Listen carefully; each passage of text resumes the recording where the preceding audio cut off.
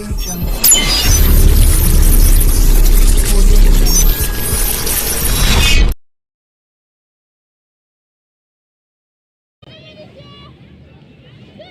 वालेकुम यार, मैं हूं डॉक्टर बिलाल अहमद राना और आप लोग देख रहे हैं हैंडसम माइंड टीवी चैनल।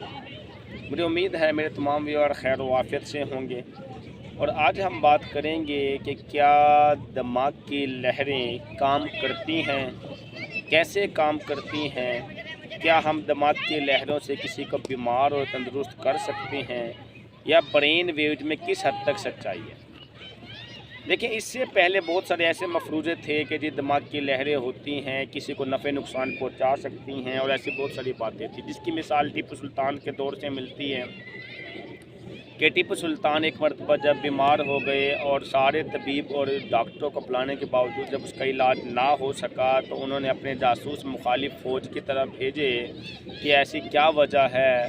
तो मुखालिफ फ़ौज को देखने के बाद, जज करने के बाद उसके जासूसों ने आके बताया कि ये एक कमरा है, उस कमरे के अंदर कुछ लोग बैठे हुए सोच रहे हैं कि ये टीपू सुल्तान बीमार है और उसका असर ये निकला कि टीपू सुल्तान हकीकत में बीमार हो गए। तो टीपू साहब ने ये किया कि अपनी एक फ़ौज तैयार करके और अपने जैसा एक कॉपी तैयार करके जो देखने में वो टीपू सुल्तान लगता था और मुखालिफ फ़ौज पे चढ़ाई के लिए भेज दिया।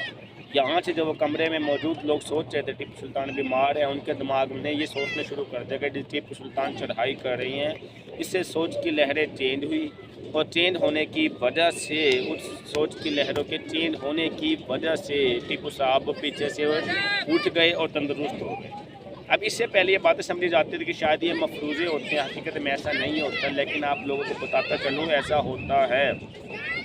जिसकी मिसाल थिंक टैंक से है कि इस वक्त अमेरिका के पास कम और बेश 5758 थिंक टैंक, जबकि पाक आर्मी के पास 500 थिंक टैंक के करीब मौजूद है। इसकी दूसरी मिसाल ये है कि 1927 के अंदर हंस बर्गर नामी बंदे ने एक मशीन इलेक्ट्रोएन्सेफालोग्राफ बनाने के बाद अपने बेटे पे अप्लाई किया और उसकी प्रोब को अपने बेटे के मत्थे पर यहाँ फोरहेड पे अप्लाई लगाया और उसको कहा कि आपने हसद, बुग़्ज़, नफ़रत, बगावत और माशरती बुराइयाँ सोचनी है। उसके सोचने की वजह से उसके दिमाग की लहरें रैंडम हो गई और उसके दिमाग की रैंडम होने की वजह से टकराना शुरू हो गई। उसके टकराने की वजह से वो बीमार होना शुरू हो गया। फिर उसके बाद जब उसने देखा तो उसने हंस बर्गर ने अपने बेटे को कहा, बस अब प्यार, मोहब्बत, इखलाक, एहसास, इंसान और हमदर्दी सोचना शुरू करे। जब उसने ये सोचना शुरू किया तो वो मशीन पर देख रहा था कि वो बिल्कुल लाइन के बैलेंस की तरह चलना शुरू हो गई। यहाँ से हंस बर्गर ने ये थ्योरी पेश की कि जी जो हम सोचते हैं वो हमारी तकदीर को डैमेज कर सकती है। फिर अगर आप शरई तौर पे देखें कुरान और हदीस की रोशनी के अंदर कि नज़र बरहक है जो कि दूसरे को नुकसान पहुंचा सकती है, और हदीस का मफहूम ये है कि नज़र वो चीज़ है जो कि ऊँट को हांडी तक और इंसान को पहाड़ से कब्र तक पहुँचा के रहती है। फिर अगर आप इससे आगे आके देखें सोच की पावर के हवाले से तो अल्लाह रब्बुल की ज़ात ने फरमाया, इन्नमल अमालु बिन्नियात, अमाल का दारोमदार नियत तो यानी उसकी सोच पे होता है। और फिर एक थोड़ा सा और आगे आके देखें तो ये इशारा मिलता है कि अल्लाह रब्बुल की ज़ात ने फरमाया कि मुझसे जैसा गुमान रखोगे मुझे वैसा पाओगे।